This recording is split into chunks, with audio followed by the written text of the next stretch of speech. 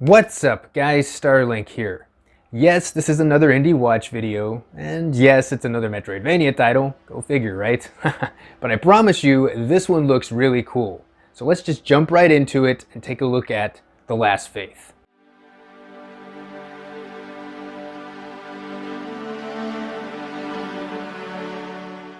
The story of The Last Faith is as follows.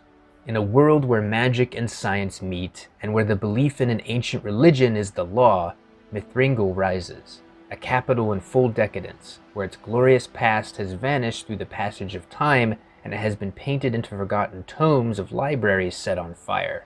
The Civil War has come to an end, and a fatal disease haunts the city, corrupted to the bone.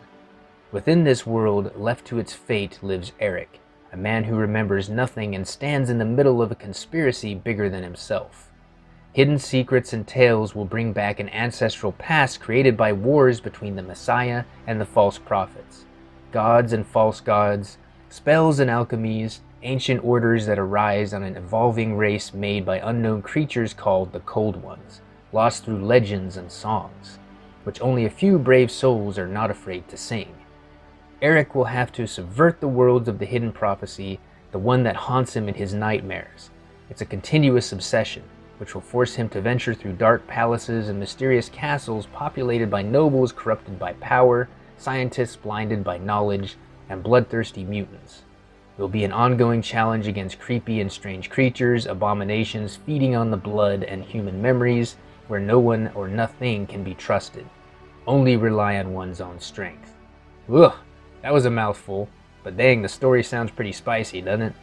Now, while this may seem like your typical adventure set with its Metroidvania trappings, there also seems to be a heavy focus on combat and interaction within The Last Faith.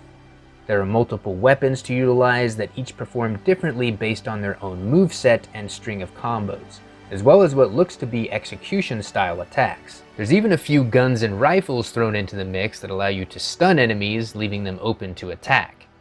You have these magical powders you can use to buff said weapons with elemental properties, as well as casting magical spells to wreak havoc against enemies. There's also a heavy focus on the dodging mechanic here, giving you three types of maneuvers.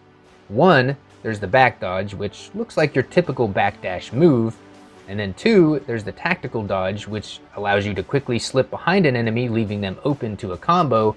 And then last but not least, there's the evasive dodge, which is best used to avoid swarms of enemies. You can even interact with the environment around you, like throwing chairs at enemies or dragging their corpse along the ground. These mechanics could have some interesting use in solving puzzles within the game, I'm sure, or it could be just thrown in there just for fun. I love it when devs take the extra time to put in little details like this within games. I mean, who doesn't like messing around with the dead carcass of an enemy, right? From the sound of things, The Last Faith has a very dark and Gothic-like setting based in the 19th century with some elements of horror mixed in. It's not afraid to showcase some very bloody and gory moments, that's for sure. The pixel art of the enemy and character designs are great, and the environments look beautiful. Some of the places you'll explore on your journey include giant cathedrals, astonishing palaces, and majestic castles with highly detailed sculptures and decorations. It definitely nails that whole Castlevania look and feel for sure. The Last Faith is developed by Kumi Souls Games and has an estimated release window of September 2021. Mark your calendars for this one, folks, as this looks like one Metroidvania game you don't want to miss out on.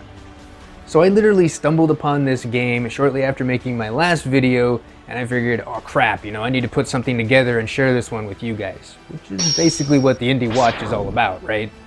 But regardless, if you guys are curious about this one, its Kickstarter campaign is still ongoing, so I'll make sure I'll put a link in the description if you're interested.